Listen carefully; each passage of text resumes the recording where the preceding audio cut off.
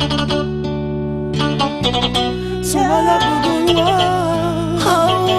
baby, yo yai sama wai.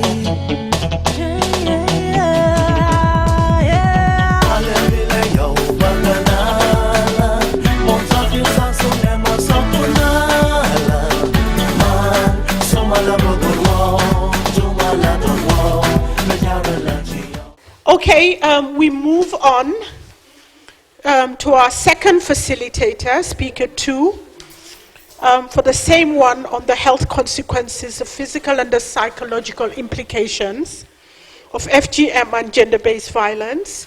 We have another amazing lady, Dr. Isabella Nurbe. She's a medical doctor.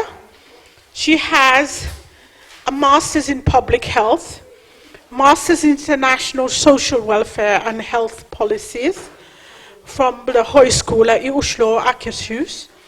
She has videregående utdanning etikk i helsetjeneste from the University of Oslo. And she's just extremely competent from all that I'm seeing here.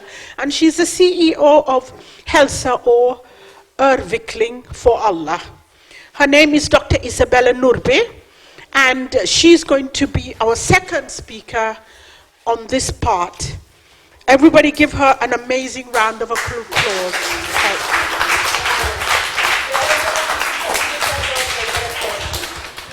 Okay, når vi snakker om vold mot kvinner, kanskje det en sånn bilde som kommer til oss.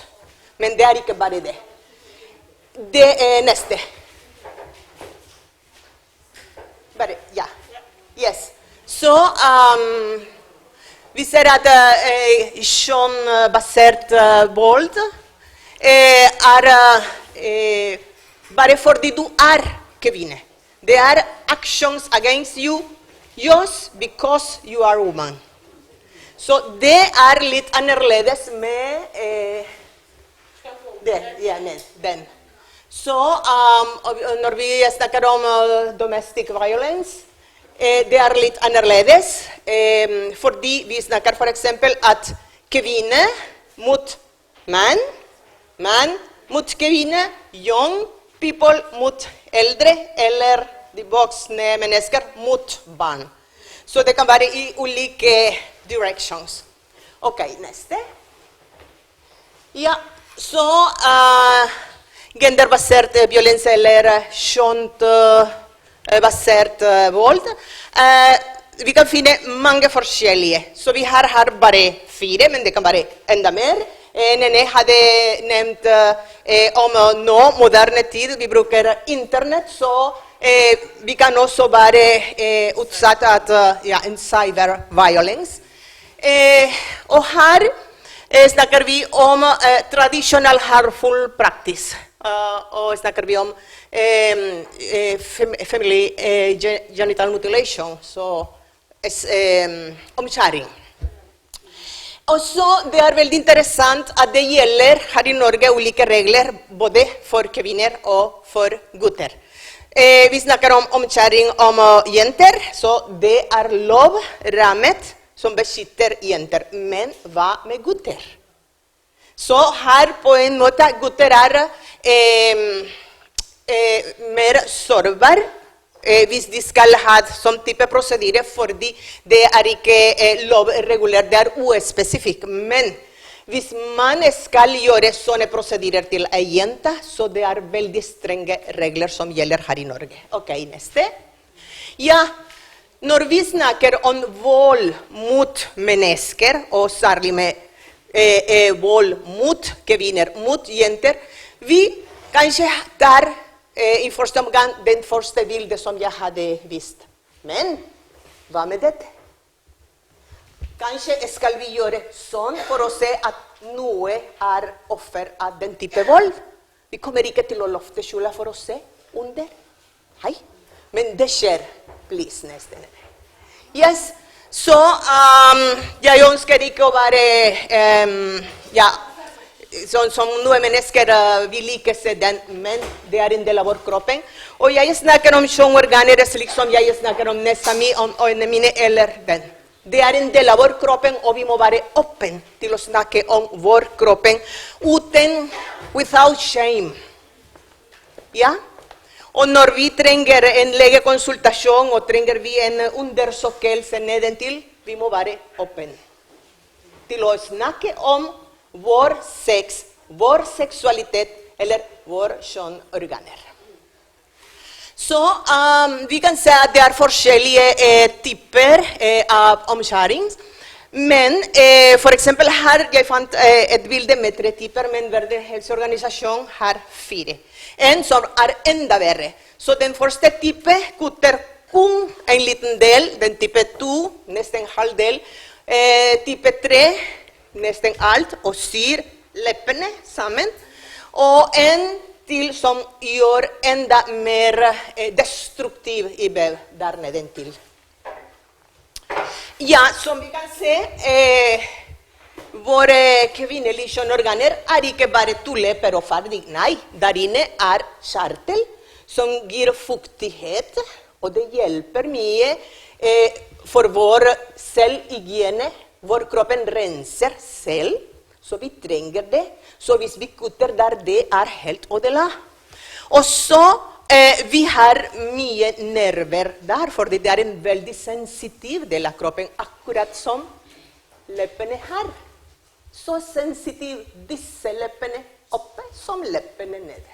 Veldig sensitiv, og mye blod, akkurat som her, der. Ok, neste.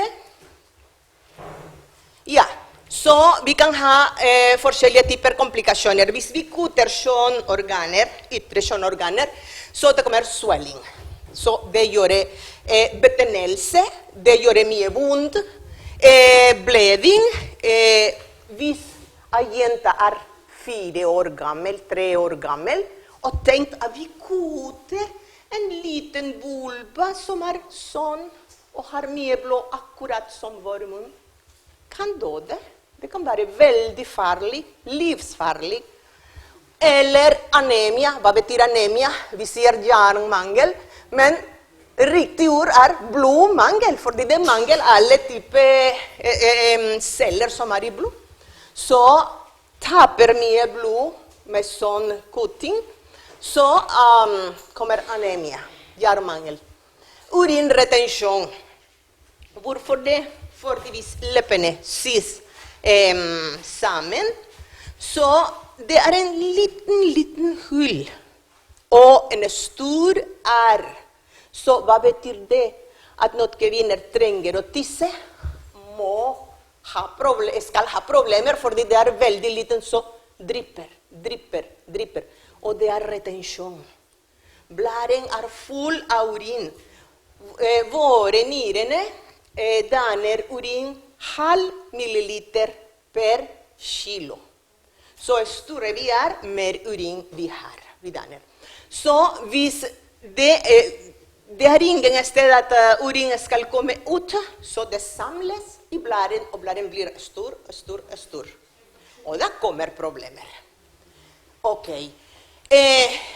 UTI er urinveiinfeksjon.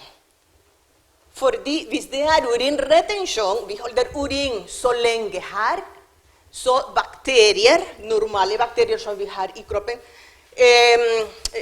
vokser opp veldig raskt også, pluss bakterier som er uvennlige hos oss, også vokser opp der, og vi kan få en urinveiinfeksjon veldig ofte. Healing problems and wound infection. Ja, infeksjon. Vi vet at nedentil er varm, er fuktig, så det er veldig lett at man får vevgrov ikke.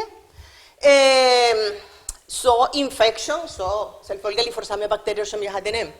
Septisemia, det er et veldig rar ord for dere. Hva betyr septisemia? Det betyr at betennelse, at infeksjon av bakterier kommer langt i hele blodstrøm. Så en infeksjon som var kun her, spredt i hele kroppen, så en liten jente eller en dame har en infeksjon i hele blod. Så det betyr her, og her, og her, og her, og der. I hele kroppen. og det går gjennom blodstrøm. Tetanus. Vi vet at tetanus en infeksjon. Hvis vi bruker kniv, eller hendene urene, eller neglene, så vi kan spre den infeksjon som bakterier som ute i miljøet. Så tetanus en livsfarlig infeksjon.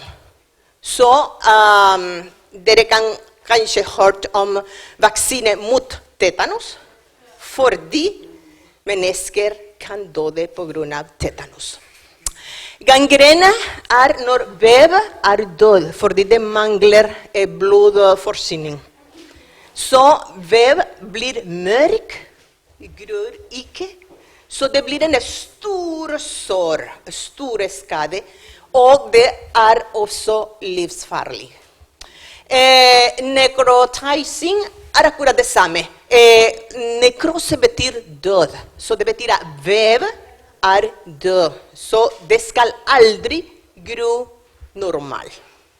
Ja, og hvis den personen som oppfører sånne prosedyrer bruker det samme blade, det samme kniv med ulike personer, kan spre infeksjoner som hepatitt B, hepatitt C eller HIV. Neste.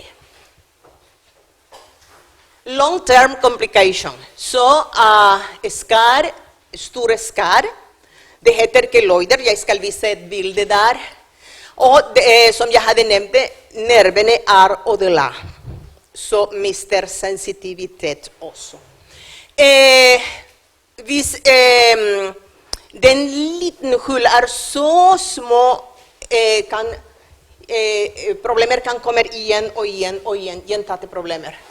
Også urin, den fuktighet, kan forårsake infeksjoner som jeg hadde nevnt. Men som jeg sier, long-term complication, så det betyr at det kommer gjennom resten av livet. Hva mer? Og problemer for å få det barn. Så jeg forstår at det veldig, veldig sensitivt tema. Det kan jeg forstå. Jeg måtte ikke gjøre mer sårbar enn den men vi må snakke om dette, selv om det veldig sensitivt. Ok, neste. Det en selvfølgelig jeg kunne ikke vise et bilde fra nedentil, fordi som jeg sier veldig sensitivt. Hvis vi, særlig vi som har afrikanske gener, det ligger i våre gener, og denne Hvis vi ser hvite mennesker når de har en kirurgi, kutting sånn, den kirurgisk veldig tynn. Men kom til oss og se våre kirurgisk sånn. Og den veldig pen. Det noen som enda verre. Så noen ganger vi ønsker å gjøre små huller her for å ha øredov. Og vet du, da kommer det stor fordi det en Det vår kollagen som har noe genfeil, jeg vet ikke hva det men det spesifisk til oss som har afrikanske gener. Jeg også, fordi jeg har 25% afrikanske gener. Ja. Også det noen sykdommer som spesifiske. Det viktig når du kommer til etnisitet. Det fordi det peker på deg på en spesiell måte. Nei, fordi det noen ting som eksklusiv for noen grupper. Og vi må akseptere det våre gener. Så, neste, please. Så det en keloid. Det heter keloid. Så det kan ha forskjellige navn blant mennesker, men det heter keloid. Og det andre long-term complication fistula. Fistula betyr en hull som kommuniserer for eksempel fra tarm til vagina, eller fra tarm til urinblader. Så det betyr at feses, bæsja, ekskrement kan komme gjennom kjønnorganer eller gjennom bladen. Så det en forferdelig infeksjon. Og vi snakker ikke om dette. Ikke i samfunn, ikke i familie, og sjelden med lege. Neste. Og selvfølgelig det så vanskelig å få det barn. Ok, please, neste. Ja, så vi hadde snakket mye om psykisk helse. Depression, anxiety, posttraumatic stress, som alle dere har nevnt før. Dyspareunia. Så jeg liker å skrive nye ord slik vi lærer noe nytt hver gang. Men dyspareunia betyr at det gjør mye vondt når man har sex. Så hvis man har sterk smerte ved penetrasjon, så det heter dyspareunia. Ja. Og på den andre siden, det gir oss noe ubehagelige følelser når vi tror at vi betreide vår kultur, våre tradisjoner, vår religion. Så en ambivalensfølelse, jeg sier, ja, jeg liker ikke dette, men hva sier Gud om det? Eller hva skal de andre si i samfunn? Eller hva skal familien min si om det? Ok, neste. Ja, så her et bilde av noen land i Afrika. Men det skjer ikke bare i Afrika. Det noen steder i Asia, og vet du, også Latin-Amerika, også i Colombia. Men hvem sier, Colombia, du må stoppe med dette? Hysj, bare sier Somalia. Bare Somalia. Og hva med de andre land? Og se, det over 31 land som vi vet. Hva med de andre som holder hemmelighet? Ja. Ok, please, neste. Og her i Norge, som jeg hadde sagt, det strenge regler for dette. Hvis jeg har den tradisjonen og skal ta ferie til landet mitt bare for at jenta mi har en sånn prosedyre, og når vi kommer tilbake og lærer, eller jordmor, eller sykepleier, eller lege, avdekker dette, så jeg skal ha store problemer. Da kommer barnebarnet og skal ta barna mine. Eller jeg blir fengslet. Så det neste, please. Unnskyld, der. Det minst et år, 4 år eller 8 år. Det avhengig av hvor store problemer gjort.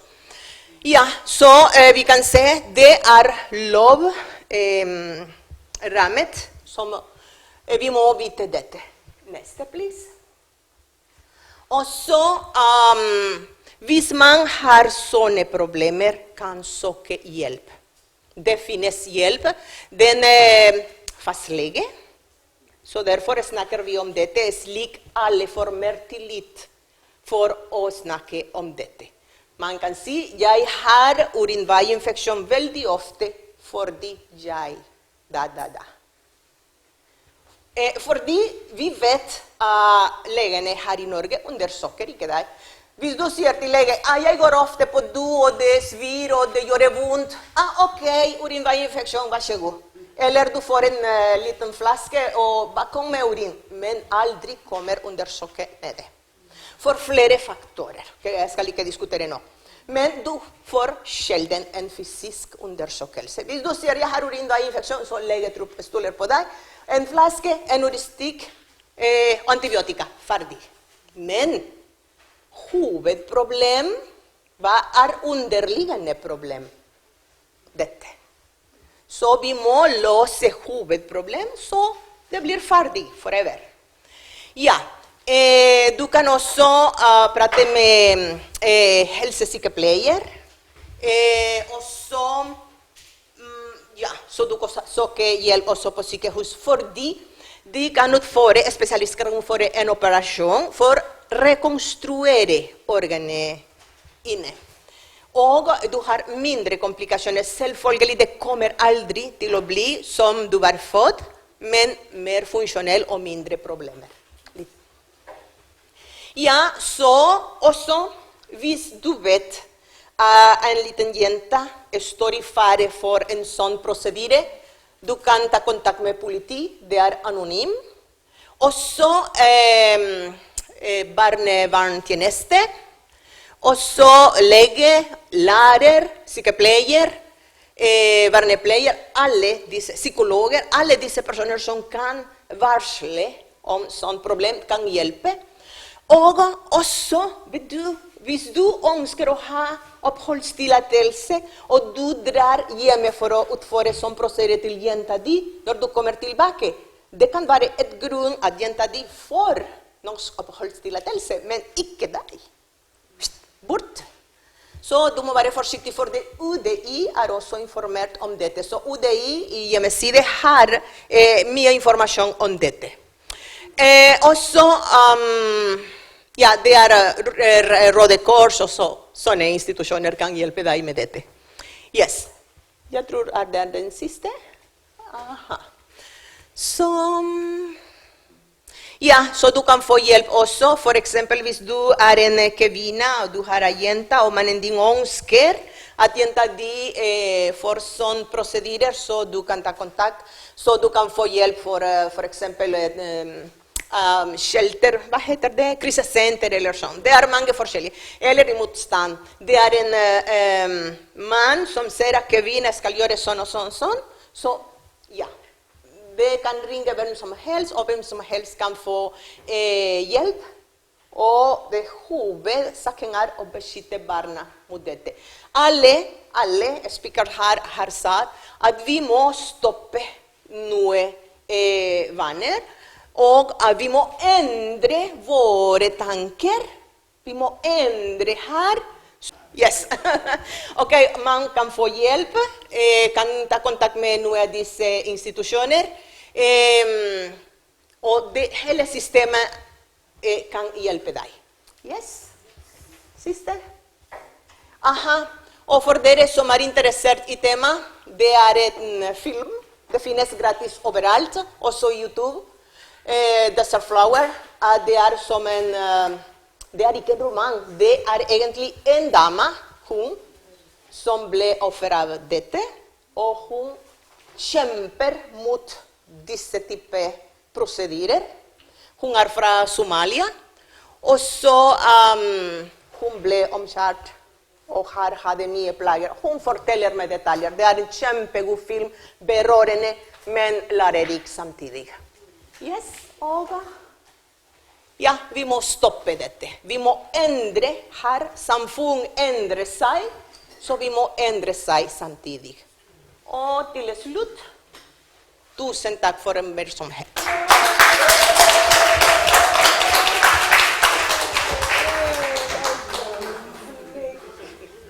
Another round of applause for Dr. Isabella Nurbi. Fantastic. Thank you so much. I think we have beautiful flowers for you as well from our Caribbean connection.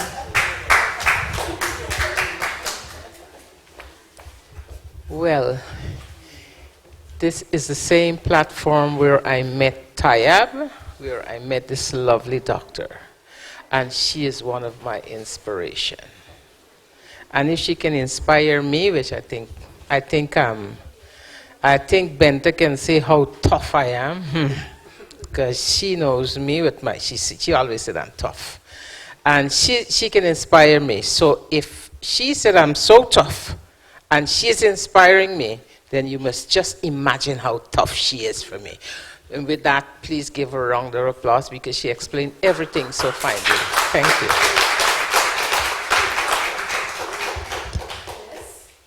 Another round of applause, please.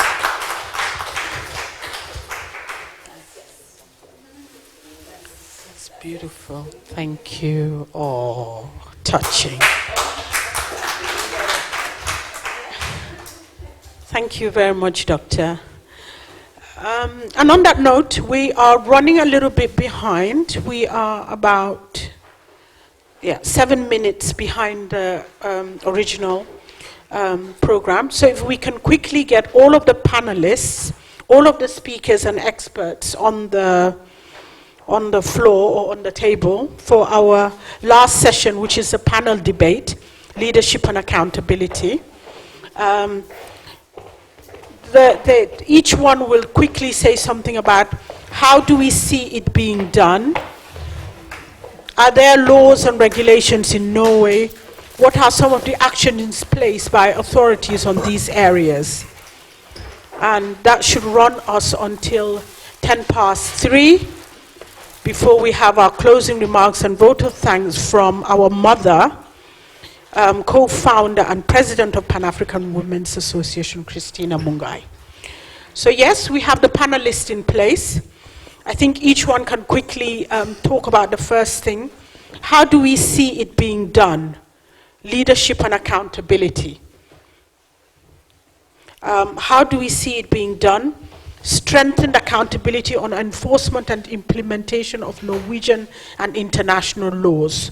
Yeah, you mean implementation of Norwegian laws.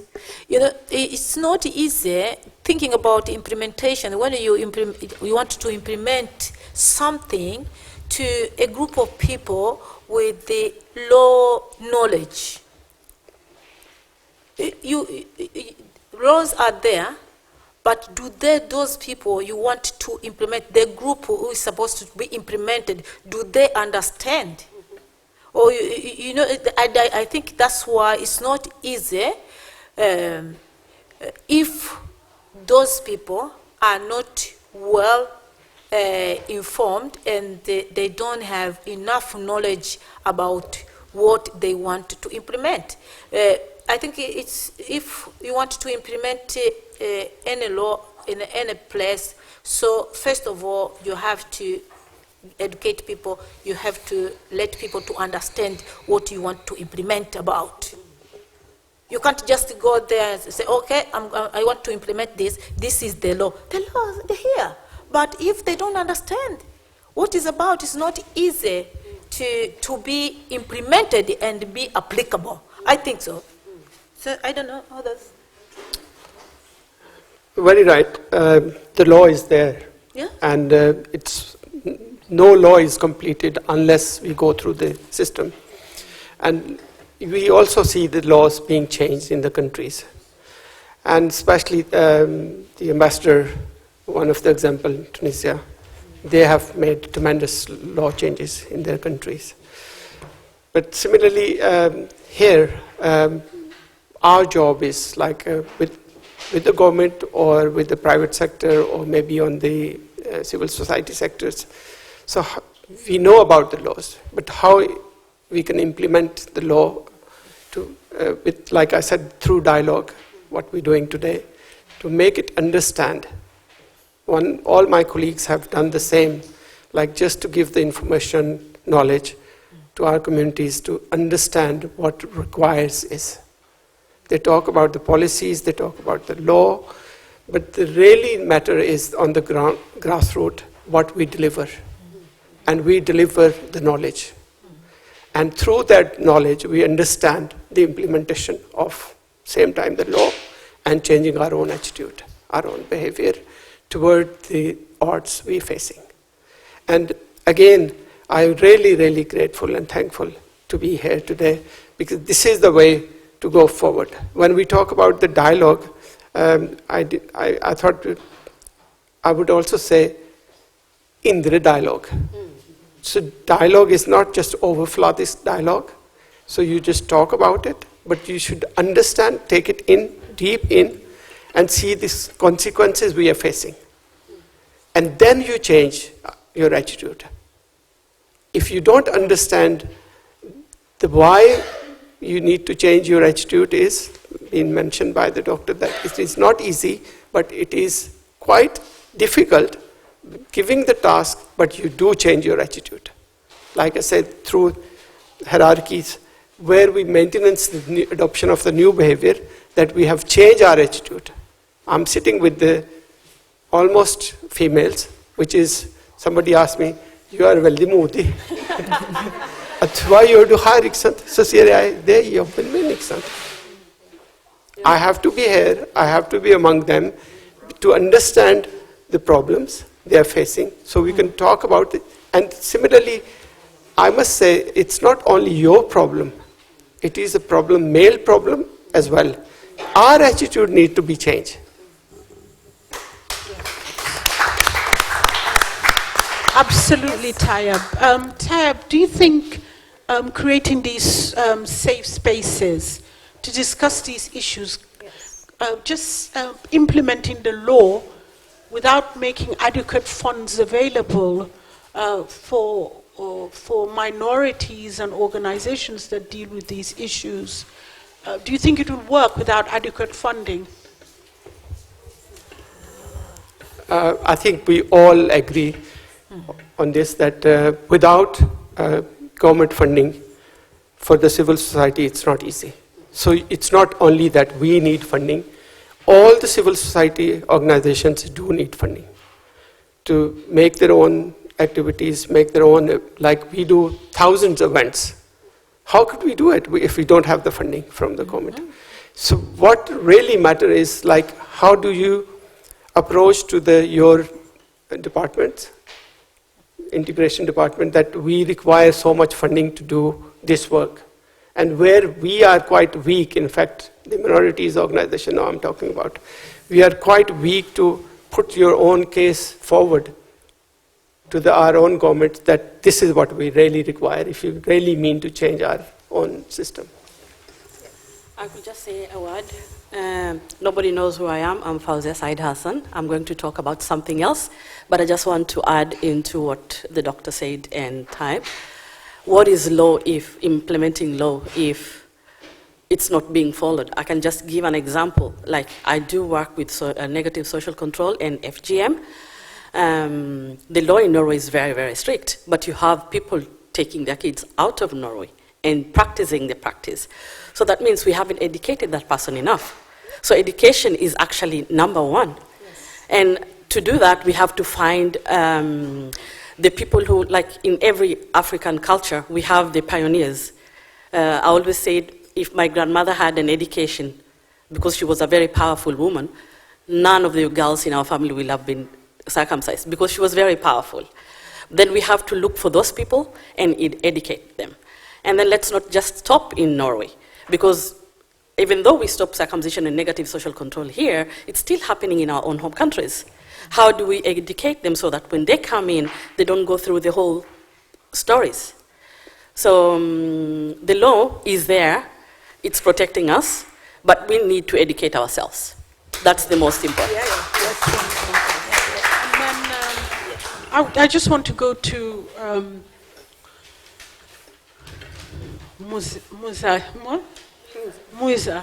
Musa, you're young. How do you see the next generation? How would you advise the authorities and PAWA and all the platforms? How can we implement and strengthen the Norwegian and international laws against FGM, social control, gender-based violence, and all of this? What are your thoughts on this? We are a young generation that use social media. So social media is a platform and digital area that we're living in to use to fight against these things. So we can use social media to educate, we have movies, we have, I don't know, I think that's where we can use our voices on to fight these things, educate, speak about the consequences, and maybe even find people who have experienced these things and talk about it and the effects of it, and how we can learn and not that we continue the same things that we've been like practicing, like female circumcisions and things like that. Yeah. Thank you. We've heard. Thank you. We've heard from the doctor. We can also ask the other doctor, Dr. Isabella. What role do you think the medical profession and doctors can play in the enforcement and the implementation of Norwegian and international law, knowing that you have to also, du har plikter til norsk lov til å rapportere hvis Men først og fremst vi må være bevisst om dette. Aware. Du enkel person må være aware. Jeg skal fortelle noe før jeg går videre med tema. Jeg enke. Og mannen min døde av en svulst i hjernen. Og det var veldig sår, var veldig tøff for meg. Og jeg kunne ikke akseptere han hadde en svult. Også fordi det kommer med atferdendringer. Og så det er ikke lett å akseptere når du er med dine venner og dine sosiale miljø, og da plutselig starter å gjøre rare ting. Så etter han døde, jeg unngå alle den sosiale miljøet vi hadde, fordi jeg tenkte, hvis jeg kommer der, det første spørsmålet blir om ham. Og det starter å snakke om ham og hans sykdom. Så det tok, jeg tror, 3 år at jeg kom i kontakt igjen med disse folka. Fordi det gjør mye vondt, den tema. Jeg skal spørre meg, jeg skal om ham, og skal starte vi å snakke om sykdommer, og jeg ville ikke det. Så det er akkurat det samme som har skjedd akkurat nå. Da kommer Isabella og skal snakke om dette som gjør meg vondt. Derfor er det lett å snu ryggen og forlate rommet. Det gjør vondt. Så jeg er så takknemlig med dere som var nok sterk og bevisst til å fortsette å sitte her. Hvordan kan en lege ta dette? Hvis du sier ikke et ord, ingen kommer til å stille et spørsmål til deg. Fordi, som vi vet, at det er veldig sensitivt tema. Hvis jeg stiller et spørsmål om har du jeg vet ikke hvilket ord kan vi bruke, så da kan du komme til pasientorganisasjon og klage at jeg hadde gått gjennom grenser og stilt spørsmål som jeg måtte ikke gjøre. Så vi som lege eller som helsepersonell er sånn. Vi er veldig begrenset for å komme med åpenhet. Jeg er veldig åpen, jeg har ikke problemer for å snakke med dette. Men tenk for eksempel hvis en kollega, en mannlig lege, kommer og stiller deg en spørsmål. Du kan slå ham hvis du føler deg så berørt. Så det er veldig sensitive spørsmål. Enda mer hvis vi skal undersøke enda mer. Så det som vi gjør nå, kommer nær til mennesker. Min presentasjon er tilgjengelig til alle dere. Hvis dere ønsker det, Bente og Tayyab har den i post, så kan sendes videre. Dere kan bruke for å spre informasjon. Så jeg brukte flere timer for å lese, for å samle informasjon. Og vær så god, dette er til dere. Hvis man klarer ikke å sitte her i gruppe og prate om tema, kanskje sier, hei, kan du fortelle meg hva Isabella sa? Så du kan whisper og prate det, whispering. Men vi må være bevisst av dette. Vi må være bevisst at dette er noe som må komme frem. Hvis vi ikke snakker om det fordi vi har shame, vi har hva som helst, mange ulike følelser, dette skal bli for evighet. Hvis vi ønsker å stoppe dette, vi må snakke om dette. Thank you. Yes? Doctor, thank you. Dr. Julia, I have a scenario for you that I want you to work me through. An extremely educated woman from Sudan came to Norway. She had gone on the female genital mutilation, but she was the type 3, the one that you're sewn. She gave birth at Barum Sykehus. The doctors opened her up, she gave birth normally. And then she traveled back to Sudan and she got sewn up again. And nobody knew that she was sewn up again. So then after the child grew up, she came and registered as an Arbeidssøker to try to get employment. Well educated, pain everywhere. She comes with doctor's reports that she's got pain. And now the people that work there, her saksbehandleren violated, they can't ever get her into work. Anything that she goes, whether it is arbeidstrening, it's always kortvarig, very short term, because this woman was sitting down because she can't take a job. When she takes the job, her whole matpausa, hun bruker til å tisse. Do you know what I'm trying to say? Because the hole is very small. It's very small. Yes. So, and then the doctors write to Nav saying that, yeah, hun er sick, but nobody can see anything that is physically wrong with her. Good education, good this. Everything is perfect. But there's this small medical issue that it took us 3 years to discover that this woman, every time she gives birth, she travels back and sews up her vagina so that the hole will be tight for the sexual experience with the husband or whatever. Oh. Do you know what I'm trying to say? So as doctors, when you send reports, how important are these full medical checkups? Because obviously she's not going to come to you and say to you, oh, jeg gikk til Sudan og bli sydd opp igjen. Ikke sant? And you keep writing these reports to us, and we don't know how to help these people to get them into work. So how can we improve these things? We don't know. Nene, Yes. first of all, it's the empowerment and the health literacy. That lady, she is well educated, and she is going through a lot of pains, but she is lucky. Her empowerment is very low, and the health literacy.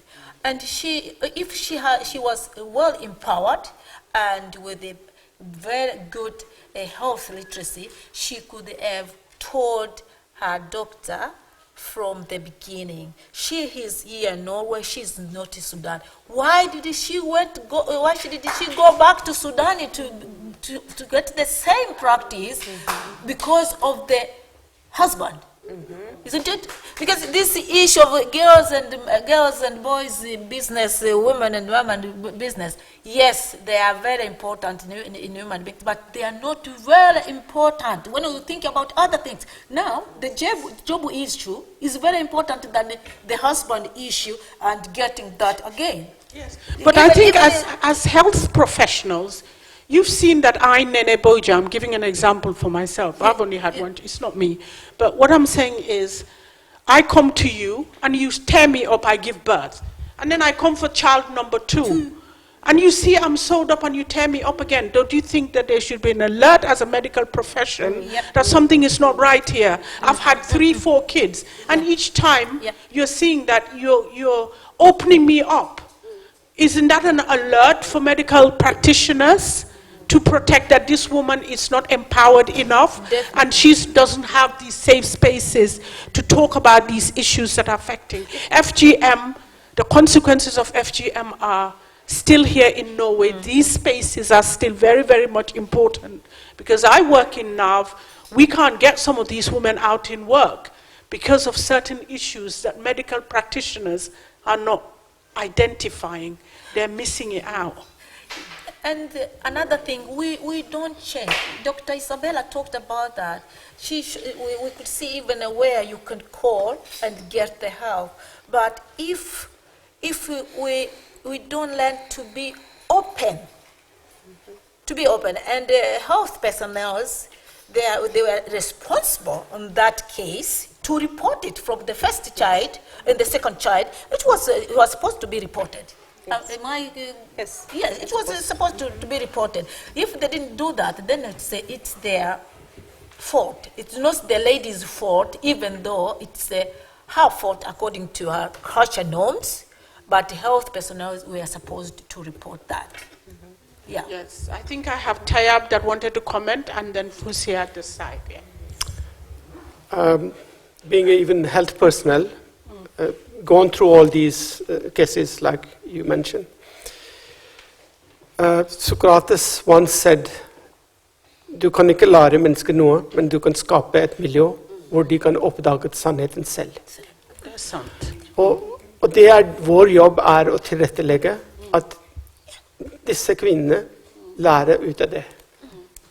Og rettighetene jo en ting, ikke sant? At menneskers behov en annen ting, ikke sant? Men hvis mannen så important at hun måtte reise 3-4 ganger, ikke sant? Og det fordi hun gjør ikke for selv, ikke sant? Hun gjør det for mannen sin. Og det mannens attitude også trenger to be changed. And then we can work on both sides to give her, she's educated, like you said. She knows what she's doing, and she knows what she's going through. But the only thing is, the man's attitude needs to be changed, and that's been told to him that for you, she's going through all this trouble. And if he is along with us, or says, okay, fine, I've got kids, I've got wife, I need to look after you, and I really believe that putting these examples, like where is the man here? They should be here in these conferences. Say blessings. Sister Fuzia, yes? Ja, vi snakker jo om helse. Hvorfor de har ikke oppdaget det. For det første så jobber jeg også med sudanis. De har virkelig tett kultur. Når du har lært noe fra du er baby, du vokser opp og blir fortalt det når de gifter seg, for eksempel i Sudan, så de åpnet fordi det type 3 FGM. Og når de gifter seg, og mannen reiser i utland, så blir hun sidd igjen. Ja, absolutt. Ikke sant? Ja. Så det her noe de har vokst opp med. Så du snakker om at she is educated. She is very educated, but at the same time, she's holding into that thing that she believes that is what is really good. Yes. And maybe even the husband would say, you know, men, like he says, men have to come in the picture right here. Because most probably he's saying like, you know, oh, you've had 3 kids, you've had 4 kids, this and that. And they want to keep that going. I mean, I've had Sudanese women talking of the same things. And that's where we talk about if you don't understand how harmful actually it is, then you will never stop it because of the culture. Yes. So you have to first understand how harmful it is. She is a doctor, she could actually go and she's educated, she could go and find the information, but maybe she doesn't know the people to give her the information. That is one thing we have to include. Like, for example, here, this is my first time at PAWA. This is my really first time. You guys have been here for a long while. So I never heard of PAWA. I didn't know about PAWA, and now I know of it. I might talk about to others and get the information. So the empowerment comes from we learning things. And we have to be good at empowering ourselves. Like she said it, like stop sitting and watching TV, talking about others. Like, for example, if she didn't do it, most probably the whole Sudanese community that agrees with her would have gone, oh shit, she's not doing it. So the part of the husbands also have specific requests that the vaginas have to be small. And doctors they don't have that. De ikke betinget til å gi informasjon eller ta henne fordi hun voksen. Hvis hun hadde gjort det til et barn, så hadde de tatt henne om det. Men fordi hun voksen og gjør det selv, så skjer ingenting. Da skjer ingenting. Ja. Jeg mot det.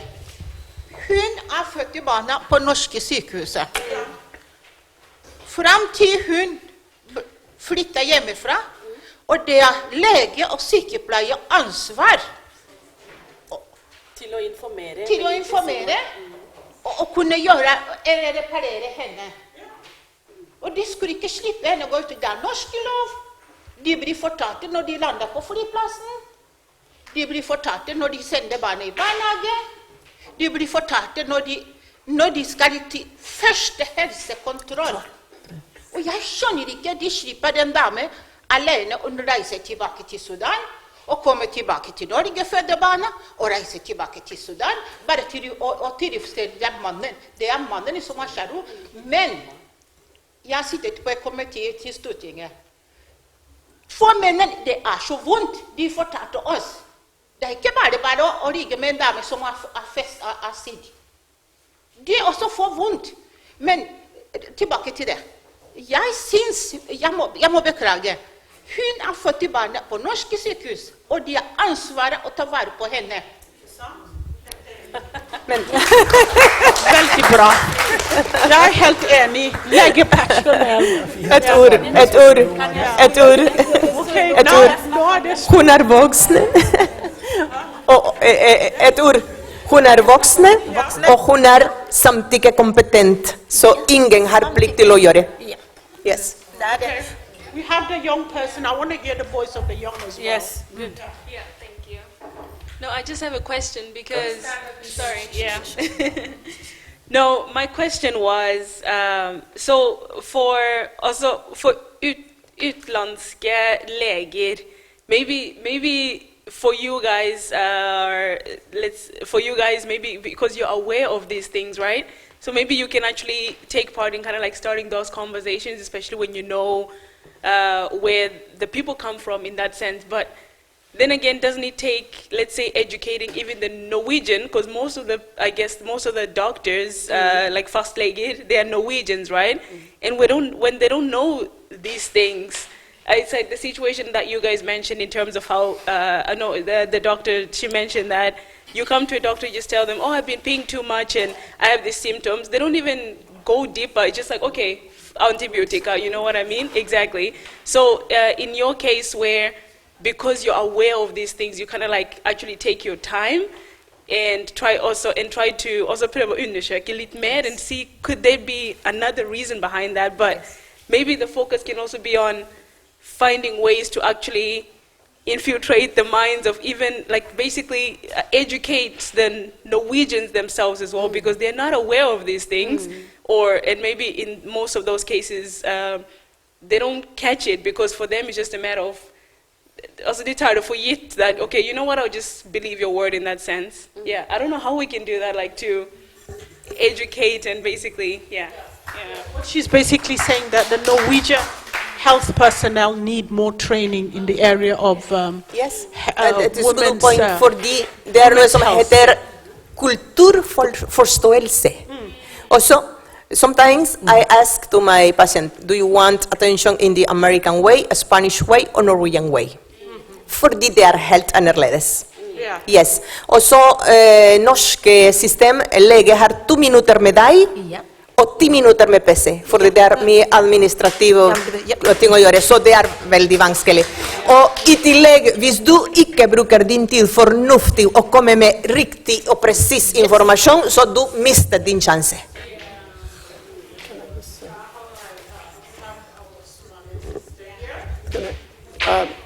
I think she didn't get the answer.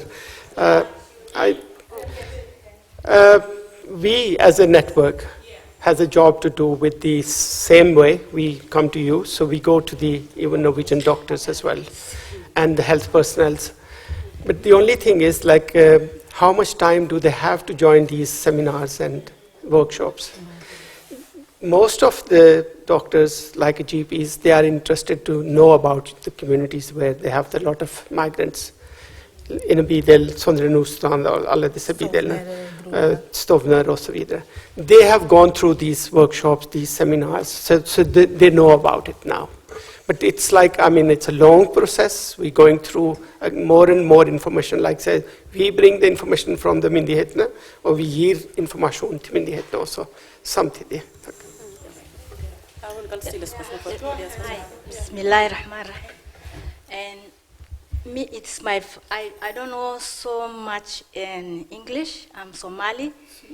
And I can also lite norsk, men jag ska prova lite och snacka engelska där. And det var första gången. It's my first time to come here. I was invited by Safia and her sister Hosia. And it is the first time to hear about I've heard about circumcision and all these things, and it's my first time to hear when I'm here together with you people here now.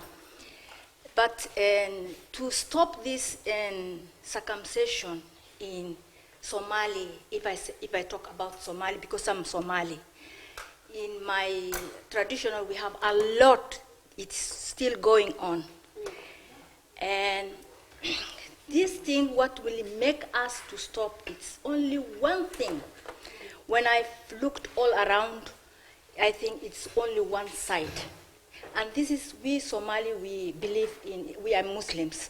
And if that in the religion, the people who are standing for Islamic religion, the imams. Imams and all these things, if they were given this information and they're the one who can spread this thing. Because these people, they are believing in Islamic, and in our book, in Quran, it's not written something like that. It is not written. But the only thing, I feel it, the only thing that everybody will hear when they make the announcing in Islamic way, or they going to say that in our book it's not written this, and everywhere, if people talking about that in Islamic way, in Somalis, I'm talking about Somali now, that will be, I think it will finish that thing totally. Okay, I have another one. I have another one. I've been in Kenya. I've been staying there for 7 years. Because my mother was sick and I was there. But the only thing I seen, the people, even the traditional, and people who like Maasai people, you know, if you have some people when they want to be whatever and to election or something like that, they don't go directly to they have to go to the elders, the people who are very, very much in their culture. They know their culture. We have to educate them, the elders. You go into these people, not when we're sitting here, we're talking all these people here. They are, what will they still they are going on in Africa, not here. People must go to the Africa or where it is, they are practicing the circumcision. And then it needs capital, let me tell you, because these people in like Maasai, they need, you go there, you slaughter some goats, you make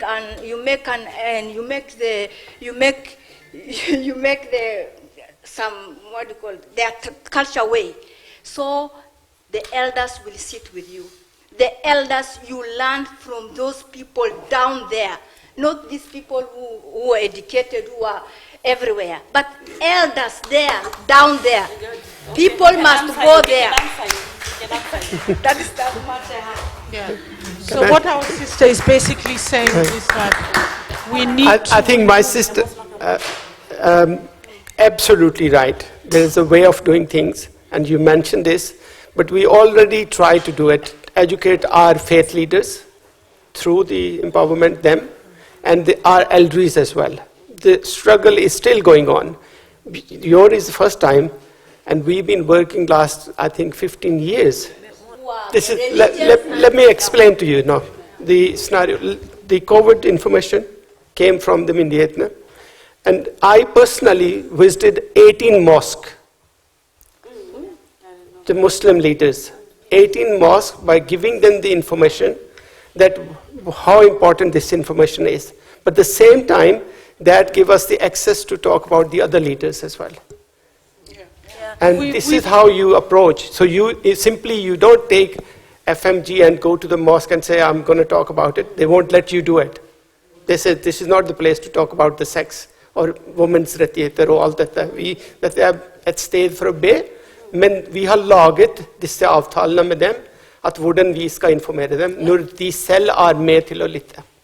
Yeah, we heard you, but we've worked extensively with PAWA as well, with the religious leaders.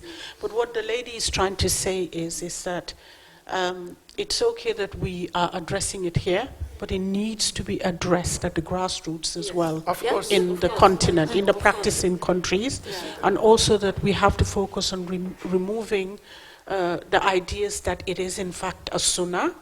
And that's very, very important. I think that's what she's trying to express here. Thank you. Excuse me. A second, just as PAWA, I think she's not aware that we're also running a project in Kenya. And that project, we have to embrace the community. We just don't go directly in Kenya, we work with the community leaders, we work with the moms, so that we penetrate the communities. We have done that for almost 12 years now. But still, it's not changing. The percentage maybe is just up 50% or 30%. So it's not, for this platform we are using for other people, when you might go home, you take the knowledge that we are gathering from all experts. So we change them there. It's very important to use the platform for Norway because they give you money and funds so you can discuss and generate ideas and move it back before people coming. When you meet them, we educate before they come. So it is very good to use this platform here also to learn from each other experts. Bente is now talking about the transnational dimension of the issue. Yes. Yes. We have done that, even here in Norway. We have talked to imams, we have used many different organizations. But all in all, look here. When this lady started talking about hazards, harms due to FGM, many of our sisters, fellow sisters, left this room. Whatever we'll talk, we go to Kenya, to Somalia, we have to start from here. Why did they leave? We were here to talk, to help ourselves, to give information to ourselves. Yeah. No, she's not saying I'm you. not talking about you. No. Yeah. I agree with you. I just want to tell you that what you were talking about, we have done that, we are still doing it, and we are going to do it. But what I just wanted to highlight, it was what has happened here now. Yeah, instead of talking about there and there, we have to start from here. Why do we give that stigma? It is the shame. It is a stigma. It's stigma. Yes, all of us, you have gone through that. Your neighbor have gone through that. Your friend have gone through that. Why it is so difficult to talk about it and to start from there to solve that problem? Yes, we'll see. Because the day is almost over, and I can see we are really everybody wants to say something. I would actually really like to say congratulations to the youth here, Arise, for even doing the job they are doing. I mean, it takes the youth.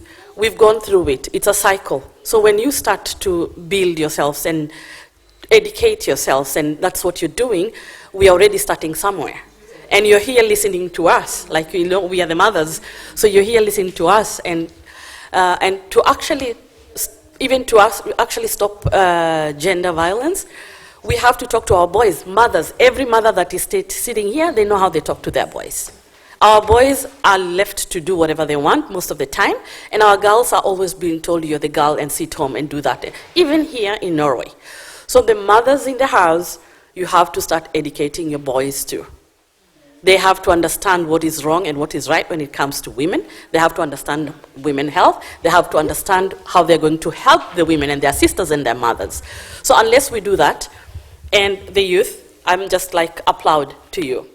But before we continue, because I think the time is going over, I was asked to sit here because I'm a mother with 2 kids, and one of my child is child with special needs. Han har diagnosen alvorlig psykisk og fysisk funksjonshemming. He's 16 years old, and in those 16 years, I have just realized how difficult it is with both the hospitals and the sykehus, you name it. But the worst part is kommune. I will not sit here today, I could not have been here without me fighting. I have somebody helping me, taking care of my son for me to be here. And I had to fight for that. What I found out is most minority group don't have that information. De vet ikke hva deres rettigheter I kommune. De sitter hjemme, isolert, I depresjoner, passer barn helt alene. Jeg kan snakke om 3 kvinner. En har barna født I Norge, barna 15 år. She's been alone with that child for 15 years. Hun har ikke nok hjelpemidler, hun har ikke nok hjelp I kommune, hun går ikke ut, hun passer barna døgnet rundt. Jeg vet om mor eller kona, mannen har fått slag, han har pleietrengende døgnet rundt, hun går aldri noe sted, fordi hun får ikke den hjelpen, hun får ikke den informasjonen. Så jeg jobber med et firma som heter BP Prima Assistanse, og der rekruttere. Jeg har bevisst sagt til dem, they offered me the job, and I said, you know what, I'll stop everything, I'll do this. This is what I want to do, because I want to help our people. Like when I say our people, I mean minoritet. Vet du, jeg sier at jeg minoritet i minoritet. Jeg brun, jeg kvinne, I'm a single mother with a handicapped child, jeg flyktning. I am minoritet so i minoritet. how are they going to get in touch with you for Yeah. more information about this? Yes, Because I we need to have move the on cards now. here. And on the 25th of October, we actually samarbeider med Geir Lippestad, advokat Geir Lippestad. De fleste vet hvem han when I hold this, I invite everybody, and then he comes and gives the information. He's an advocate, and he has 2 kids with multifunction hemmede. He says, I'm Norwegian, I'm advocate, og det vanskelig for meg. Hvordan blir det for minoriteter? Okay, so they can contact you after. Anybody interested, Yeah. please take contact with Fosia right after this. Or if you know somebody who needs the help, I mean, literally, we know somebody that knows somebody. Yeah. So I'm here to give the information, and what we do, we apply, we kartlegger behov, and we do the application. It's advocate or jurister, they do that application, and if they get no, they klager for deg. If they get no, they send you to statsforvalter. De klager for deg hele veien. Thank Så you. den jobben skal jeg gjøre med glede, because I've experienced the hardship through the system. Thank And you can you. contact me anytime. Thank you. Round of applause. We have one final question from the panel before we have the closing remarks. So, hold on. Ja, hei. Jeg har et spørsmål angående domestic violence. Jeg har selv jobbet i krisesenteret for kvinner, og så har jeg jobbet som tolk, og jeg har jobbet med kvinner i nærmiljøet mitt som har opplevd vold i nære relasjoner, domestic violence. Og de kvinnene, det som sårer meg mest, som jeg har opplevd at de har opplevd, er at det er stigma forbundet med domestic violence og gender-based violence. Fordi folk klandrer dem og sier, hvorfor forlater hun ikke mannen hvis han er voldelig? Det er hun som er dum. Hun er jo en idiot. Men de vet ikke at disse kvinnene her, de er jo jernvasket. Og de kan ikke forlate vedkommende som utsetter dem for vold. Fordi de vet ikke noe bedre. Så det er viktig at dere informerer alle instanser på det feltet. Takk. Ja, takk. Do you want to say something? No. Okay. Does any of the panelists want to say something? Comment? Yeah. Just the information, very important. We on the 24th of October is FN's dag. Vi tar opp dette temaet. Så jeg sa det, du var ikke i begynnelsen, så var det at jeg inviterer dere, særlig kvinner. Det er fokus på kvinners helse og kvinners rettigheter. Og der kommer vi til å ta opp dette. Jeg også vil invitere de som sitter rundt meg, men gjerne fleste dere. 3:00 starter vi på Shalimar Tandoori-restauranten i nærheten til 24. Men dere får informasjon via det nettverket. Can we have final words from each of the panelists? We start that way from you, and then we do the closing remarks from. I just want to say thank you for this opportunity on behalf of Arise. I just want to say thank you for the invitation. I did get to learn a lot, and we are looking forward for the next invitation. And thank you for, getting to learn more stuff. And it has been an honor. Thank you. Thank you. Thank you. Så vi trenger å prate mer om dette hver gang vi har sjanse. Så vel gjort. Yes, takk. Ja, tusen takk. Jeg fikk jo komme hit og snakke om hva jeg brenner for. Jeg synes at kvinners helse er veldig viktig. Og fordi det vårt ansvar, og det vårt ansvar, vi som kan noe til å dele kunnskap, informasjon, som det å spre til de andre. Tusen takk. Hvis dere trenger meg, det bare å ringe meg. Jeg stiller opp, jeg. Når som helst. Tusen takk. Ja. Min applaus til dere, PAWA.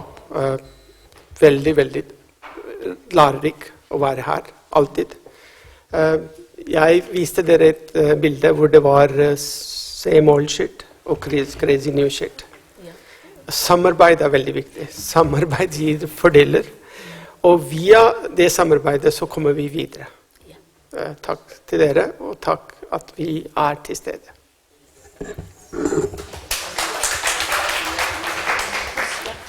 Jeg må takke for at jeg fikk plattformen til å snakke om det jeg gjør. Og så må jeg liksom takke alle dere i panelen. Så dyktig. Jeg har lært så mye. Jeg alltid, uansett hvor jeg blir bedt å dra, så drar jeg, fordi jeg får med meg noe. Knowledge is power, they say. Så når jeg blir invitert, uansett hvor det så får jeg vet jeg får med meg noe. Og så sier jeg til PAWA og alle som har organisasjoner, det veldig viktig å involvere andre organisasjoner. Få med dem hit, fordi det så mange som jobber med samme sak. Ikke sant? Samarbeid jo alfa og omega, sier jeg. Tusen takk. Tusen takk. A round of applause for our amazing panelists.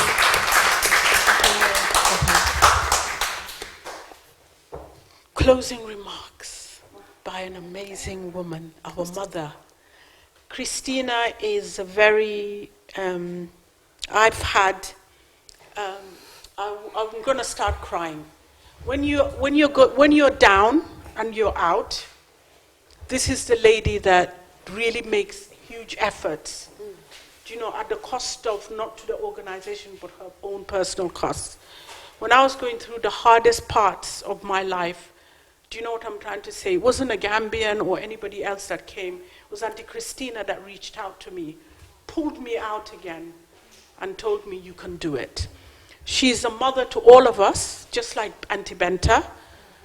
This is a platform that is a safe space for all of us, regardless of where we come from, our religious background, our ethnic background, anything. This is a home for all of us.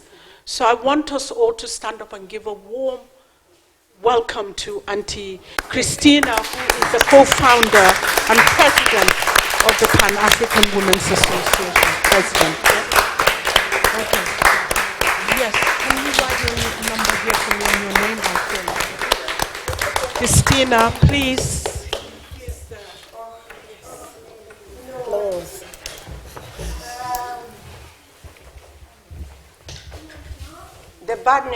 The badness with me is that I speak too much. With the age, because of course when we get old at this age, we don't have much to do, so our work is just to talk and talk and talk and talk. So you have to stop me. I carried my handkerchief, Nene, because when she mentioned this, it touched me. And Nene, as PAWA was started and we came in, she was among the pioneers that took PAWA to the level where it is, together with Benta and of course some of others that who are not here. First and foremost, let me thank each and every one of you. And the thing that bothers me very much is that you people will help me to know how we can get these men to come to our seminars. Because when we send the invitation, maybe we send to more men than ladies. But on the other hand, we just get few men who are, but today, Saidu, you are there, and at least we have two who has been here with us, and there's another man around there. When did you come? 2 o'clock? Oh, that's good. It's better late than never, because you didn't get food. At least the number is coming up. There's another one behind the camera as well. Who? Saidoubah? No, cameraman is the first I mentioned because if I don't mention him first, he won't come and take camera next time. So I have to go and everything. I normally start with him. So men has to come up. And because the more we work together. And let me tell you, I'll just give you a small example. Men are really hunted in Kenya because women have got a lot of powers in Kenya. So men are escaping now because of the cruelty they are getting from women back in Kenya. Not here. So maybe they are revenging for us. Because men definitely, we need you. Because all this about FGM and all that, you are blamed and maybe sometimes you are innocent, but if you don't come and express yourselves here, how do we protect you? Men and grandmothers, of which I'm one of them. But don't criticize me so much. I think I'll try to do my best. The lady here, why is the lady who was in Kenya, Masai? There. Oh, you are there. Yeah. This is a Masai lady who is here, seated here. She spoke about Masai. Masai is the only, we call it tribe. We didn't have tribes, but we were forced to have tribes because it's really unfair. A country like Kenya, which is the same square kilometers or whatever, like Norway, as Kenya and Norway, they have the same size. Norway is a bit long, but Kenya is wide, but they have the same. But we have about 42 different tribes, of which we could have communicated with only one tribe. But of course, we were divided. So we call tribes, which is a very bad word. We couldn't use tribes. And in this Maasai, you see the way they dress? And I can see now everybody has adapted the Maasai. So I'm a Maasai. Don't be afraid of me. I'm not so violent, but because I wanted to take Nene, I wanted to take my sister Ude and the rest to Maasai. We go and eat. They are the best meat eaters and milk, but you have to run very fast because our neighbors are lions and elephants. No. So you have to be a good runner. So our doctor here, she has given a lot of information about exercises. And Tayab, I think if you could check very much his genius, maybe he came from Maasai also, Tayab, though he's a Pakistan, because he's a very good active man and you all heard about it. Because I'm sure even the Norwegian themselves, because when you are traveling to Africa, most of the people are afraid to go to Africa. Others think that if I go to Africa, I'm not coming back again. But they advise, if you want to go to Africa, go to the Maasai land. But Maasai people are very, they are not all easy to get in touch, but when you get in touch with them, they will love you more than anything. I have my colleagues, Ude, the Diakoni, who have exchange programs with Tanzania. Young Norwegian ladies, they travel to Tanzania. They are young and beautiful, and then they have escorters who are Maasais, young men.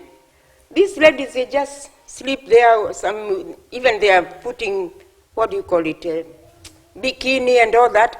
These Maasais, they don't even look at them. So that's very strange. So because of the respect they have to women, Maasais don't know how to steal because we wear very cheap clothes here, so we don't need millions and millions to put gold. We eat meat, we drink milk, so we are not very expensive. So Maasai land is the best. This one is very expensive. Yeah, this one I put on, if I put it, but I'm afraid of putting it because there was a time I put it and I went to this attire. It was 17th May, and then I went to almost near the palace. A lot of Italians, they were following me, taking, oh, madam, can we take a picture with you? I said, no, I'm a tourist. I don't have, because they were very much attracted by this. So I became even more, I don't want to say that more than the king, but anyway, That's for the next day. When I go step by step on this presentation, we started with the ambassador. Of course, she really did a magnificent job to come and be with us. It's not easy to get an ambassador who can devote her time on a Saturday and then come and talk to us. And I couldn't even know that she was an ambassador because she just came in and she looked like us. I was so impressed. And before I come to presentation, sorry, I jumped. Our moderator here. I think you are one of the best moderators I've ever met. And you really have empowered. Because let me tell you, a seminar or conference without a proper moderator doesn't become, it doesn't succeed. The food that we got, without food, we could not be here. Maybe some of us could be fainting or that. The magnificent ladies, oh, my friend has come. The ladies who made food, wonderful, wonderful. Yeah. Please, the Ugandan food, this is African from the scratch, not something which you buy in the shop and then warm it. This is from the scratch, and that is the best food, I think. Thank you so much, Mami. If we come to step by step, I'll go very fast because you people have educated us a lot. And why is the youth? Has she left? Okay, the youth has left. When we start from step by step, from the ambassador and then the next speaker and the third speaker, and I can see your presentation, Dr. Annette and Tayab, and even the doctor, they have a lot of similarities. We have learned a lot. We have learned a lot, and especially even the youth, and she touched something. She said, educate and educate and educate. And let me tell you, educating a girl child is a worthy investment. People forget that. The Maasais, in old days, they didn't want to educate their girls because they thought that once you are educated, you learn English, you do whatever, you run away from home. So boys were given more priorities. But thank God, if we didn't change, I could not be here. And I appreciate very much. Change is coming. As Malcolm X said, one day change will come, and of course it came. So we are really privileged because nobody could ever, I don't know, I come a little bit politics, that we had a black African who was the first president who led the most powerful country in the world, Obama. So we are proud of that, all the Africans. Whether he came from Nigeria or whether he came from Ghana or even, Pakistan are also our brothers. We have a union together. So what we should do now is that we got all the message and we were very, very empowered. Even if we empower ladies, women, we got very much empowered by the rich, wealthy advice that you gave to us. And working together means everything. We have to work together. We should not give up because this one should come up. And the lady that, I don't know where she is, maybe the same Maasai lady, because actually when we started with this FGM in PAWA, people were not aware of anything that happens. But through education, and we went through difficult time because we were very much challenged. We were threatened that you are coming to talk about this and that and that and that. But of course, unless we talk about it, this is a silent tragedy that cannot be seen. You see? Because we have things that are kept, like the doctor said, and I really agree with her. Because I myself, if I have a problem and I don't tackle with my problem, it is very difficult for somebody to help me. And Tayab said that, and that one we should not take it for granted, that in Norway, and you mentioned Italy, those are the two countries that we have, the people have a lot of advantages. In Norway here, you have a lot of advantages, but if we don't open ourselves to seek for help and all that, and even education-wise, let's get the education, whatever we need. We are really treated. I cannot say that we are treated, there can be some misunderstanding, but we are really given a chance that we cannot even get in other places. And we really appreciate for that. So what I was saying is that when he said about because if, and like a doctor, I mean, if you are having a psychological problem, here there is an opportunity. You go to the doctor at Legevakten, you just take yourself there and tell the doctor, no, you know, I don't think you have to talk, if you have a mental problem, you talk to a psychiatrist, and then you tell the doctor, you be open, or a psychologist say that there's something that is not functioning well in me, something is bothering me. And then he will advise you what to do. You can go to the hospital freely. That means you are not taken by police and all that. And you tackle your problems and then go home. And the way the doctor is saying here, when she was talking about, who was showing, Annette, you were showing about the body functions and all that. And she mentioned about kidney. We forget kidney is the most important organ in our body. And if this kidney is obstructed, it cannot function well. So if you know the signs, you feel yourselves, and it's very good because we can understand that there's something wrong with my body, I'm getting some symptoms here and here. It's the best to be treated as soon as possible before it is too late. Because you can get some, itching, then you feel that you are not sleeping well. You see your feet are swollen, joints and all that.